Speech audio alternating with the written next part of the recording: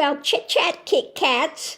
Well, as you know, I've been getting into wearing crystals again. I had these earrings and I wore them the other day, quite enjoying them. And I had gotten this pendant, and I don't know if you can see, it does have, that is an aquamarine crystal there.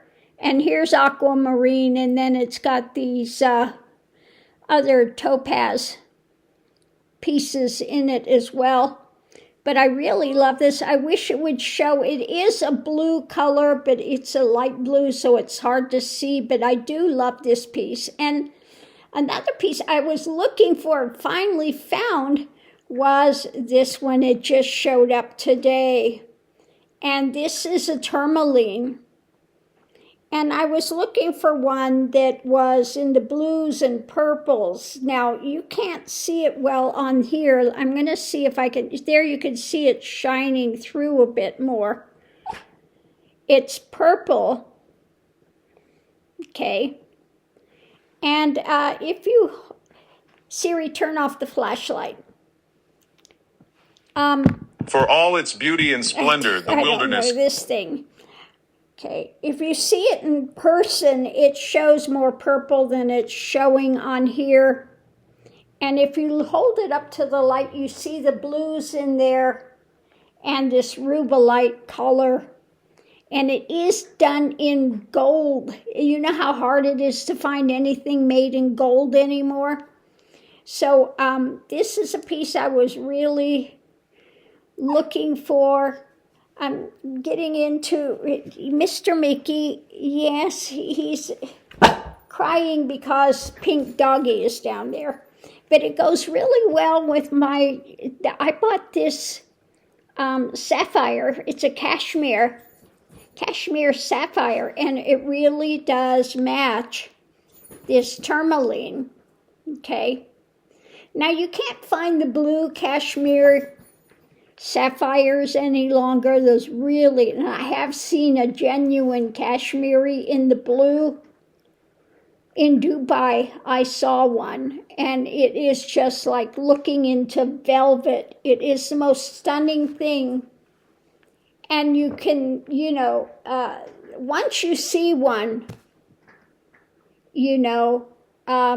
it's crazy. Now I do have a sapphire that I bought, a blue sapphire. When I was in Dubai, I bought that sapphire, but it's a heated one. The heated ones lose the rutiles in it. So that's how you know if they're heated or not.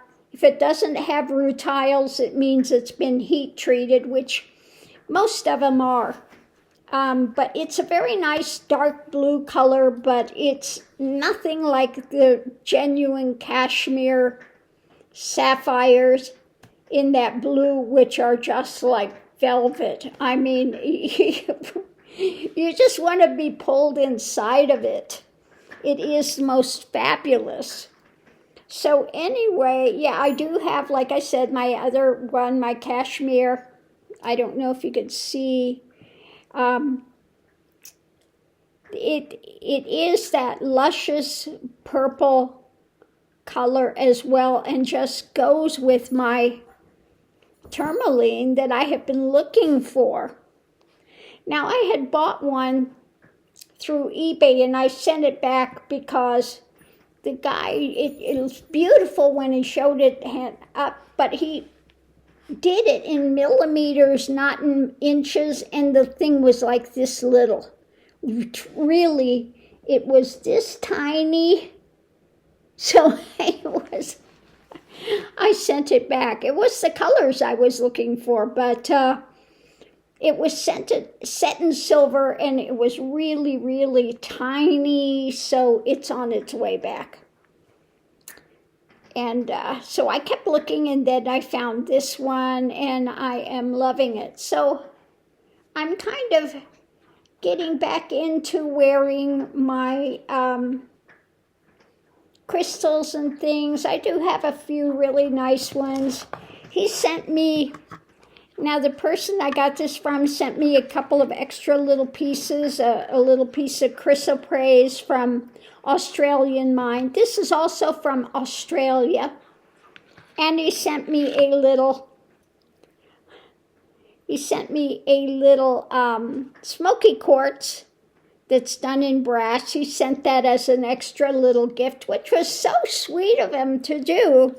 Now, I do have one that I've been wearing, and this one I set myself in the leather, and it is also a smoky quartz. So you can see a little bit of that smokiness here. Yeah, which I've been wearing the last couple days. Which I set that myself. I set it in leather, so that's a little different, done a little differently. But I'm enjoying getting back into the natural crystals and stuff, just liking the feel of them. So I do, again, love my Kashmiri sapphire. And this one I have is a rubellite as well. Now, I had bought this, I had this made in India when I lived there for 5 years. I had bought the stone. It was in a different ring, and I had bought it from a person that was belonged to their dad, and they wanted to sell it, and I bought it. And it is a rubellite. And so I had that created and made for me as well.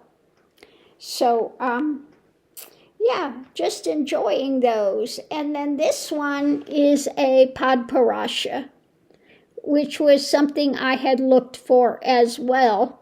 Very hard to find Padparashas, although they did have the big, huge scandal, if you will, at Tucson show, the gem show. This was not this time, this was a number of years back when they had the Padparashas, but they had been heat treated, and that had not been disclosed that they were heat treated Padparashas. Okay? But I did see a beautiful natural Padparasha at the Miami Jewelry and Antique Show a number of years back. I was walking through and I locked on this and I go, because I had never got to see one in person. Is that a Padparasha? And he brought it out to show me, and you could tell.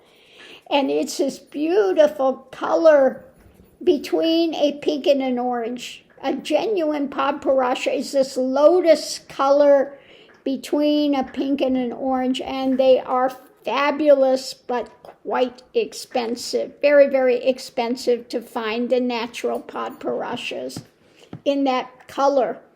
Between an orange and a pink.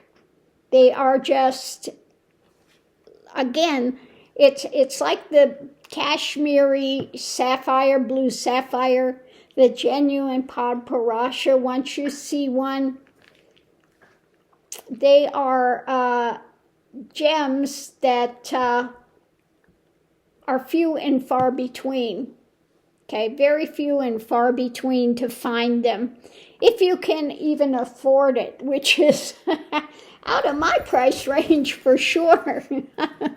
But just to even see them in person was just fabulous. So anyway, I'm going to enjoy my tourmaline. I am just so happy with it. Beautiful, beautiful piece. And I'm really happy with this one too. I wish I would have, been able to find it in gold, but found it in silver. But I really love the way that they've made this little presentation for this aquamarine. Yeah. And I wish you could see the color in it. It looks like it's clear here. It's not. It's a light-colored aqua. But like I said, I am enjoying these natural crystallines. So just really getting into those again with my crystal earrings and stuff. I go through phases. For a while,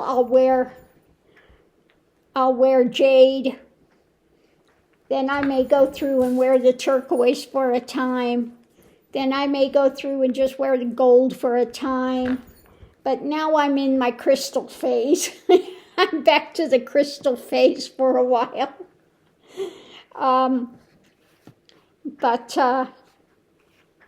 You know, I am going to enjoy these. I really like these natural from the earth crystals.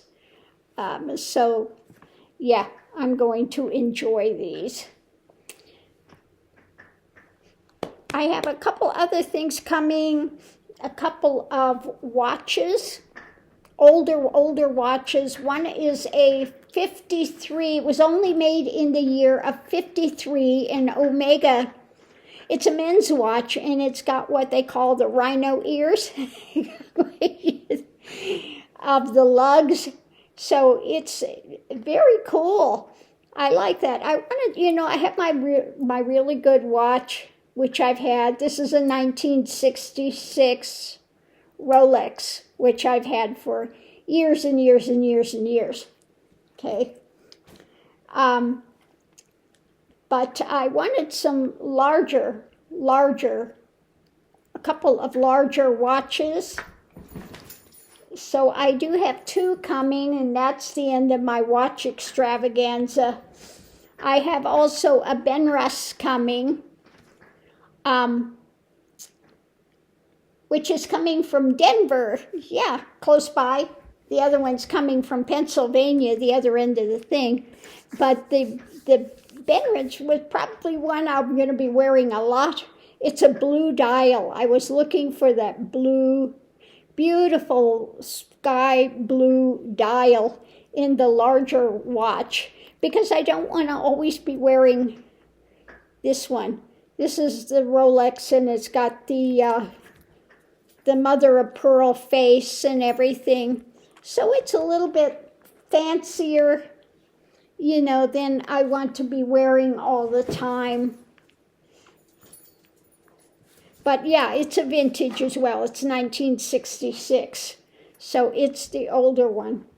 Did you know with Rolex you can tell a lot by just the stem? It's got a lot of coding just on this stem. It can tell the year, it can tell if it's a double close or a triple easy close, or easy set, etc. There is so much information just on this little stem part here. So I don't know, when you get into looking at these and the vintage watches, etc., you find out so much information that's really, really interesting. So yeah, that was my latest thing, getting into vintage watches, and I do have a couple of other ones here of the older. Here's one. This one is, I think it's a Benrus. Can't remember. I have a couple. Yeah, Benrus. And, I've got to take it back to the watchmaker. They had put the second hand on, charged me $40 to do it, and it's come off. So, the guy's daughter did it, and so I'm going to take it back and say, yeah, no, you need to fix it again because it came off again. But there, look how lovely that is. A vintage watch. I think this one is from the 50s. I think it's from the 50s again. Yeah, but just quite a fun watch. So this one I've got to take back down to the watchmakers because they charged me $40 to put that little second hand back on, and it's come off again. So they didn't put it on quite well, so I will take it back and do that. It took my Movado, which I have a Movado watch too, And it costs $65 to get the battery put in. Batteries are expensive for watches now. But this one is a automatic wind, so no battery. Okay, it just winds up with wrist action. And something I didn't know, I thought it was broken. But if you haven't worn it for a while, when you put it on and you set the time, and then you have to wind it like a regular wind watch before you put it on, and then from that point it will go ahead and self-wind. I didn't know that, so I thought, oh, I have to go and have it serviced. No. I just didn't know how to use my watch.